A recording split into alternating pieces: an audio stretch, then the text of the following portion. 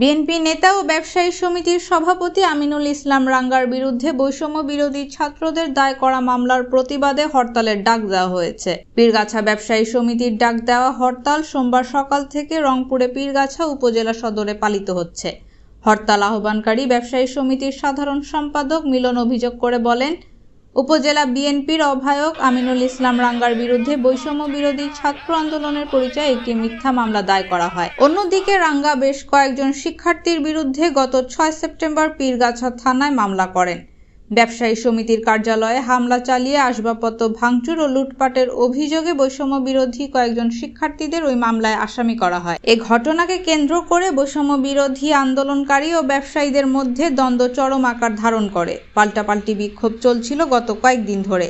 এ ঘটনাকে কেন্দ্র করে মামলা প্রত্যাহারের দাবিতে হরতালের আহ্বান করা হয়।